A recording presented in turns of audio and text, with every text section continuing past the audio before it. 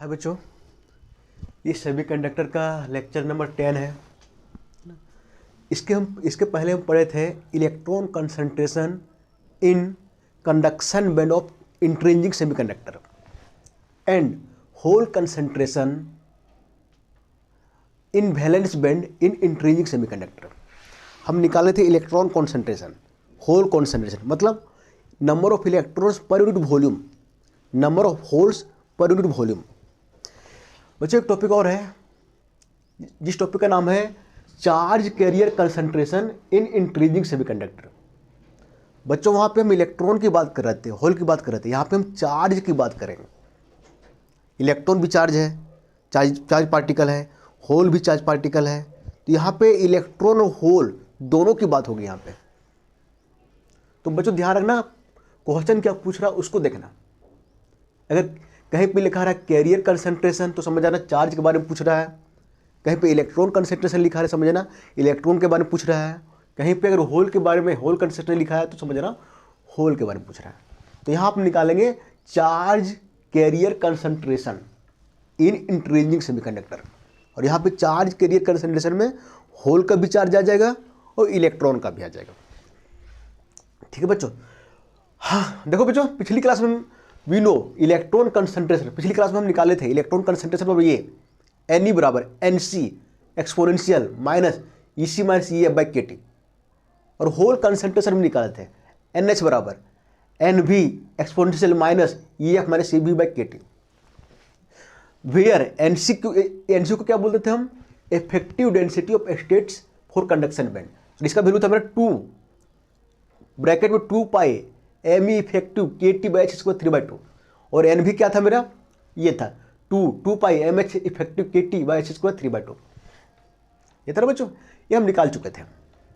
ठीक है बच्चों, हम लोग को अच्छे से पता है कि इंट्रिंसिक सेमीकंडक्टर में जो इलेक्ट्रॉन कॉन्सेंट्रेशन होता है वो होल कॉन्सेंट्रेशन के बराबर होता है। जो इलेक्ट्रॉन होता है वो होल के बराबर होता है। तो वही लिखे देखो बच्चों, we know for intrinsic semiconductor N E बराबर एन एच। और बच्चों एक लॉ पढ़े थे हम जिसका नाम था लॉ ऑफ मास एक्शन। ध्यान में है? नहीं है, भूल गया ना? एक बार जाके वहाँ पे देखोगे।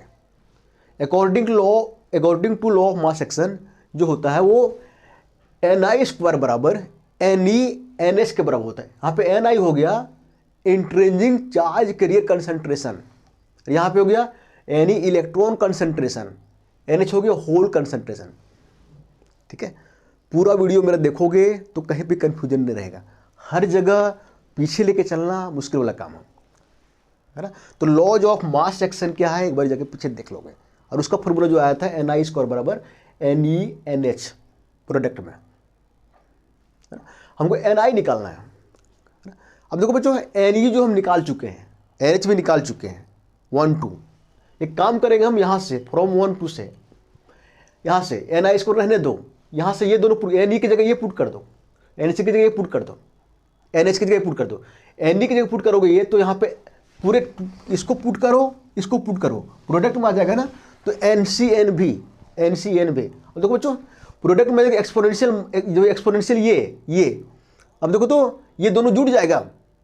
यहाँ पे होगा exponential minus E C minus E F by K T, minus E C minus E F by K T dot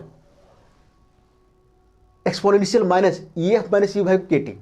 अब क्या होगा देखो तो, दोनों को जोड़ो तो एक्सपोनेंशियल, ये बेस से है ना, ये मेरा जुड़ जाएगा ना। तो क्या होगा देखो तो इधर क्या होगा, इधर तो एन सी एन भी, एन सी का देखो, एन सी का वैल्यू ये है, एन भी का वैल्यू ये है, तो देखो तो 2 2 4 हो जाएगा 4।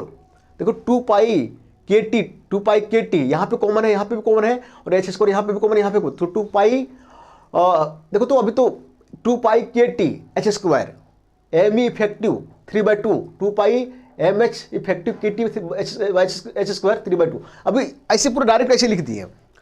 बाद में तो इसको जब ये इसको जोड़ोगे ई C minus E F plus ई भी, तो बच्चों ई एफ कट जाएगा, यहाँ बचेगा exponential E minus E C minus ई भी बाई के टी। ठीक है, ठीक है बच्चों। अब देखो तो यहाँ पे कितना है, 4 है।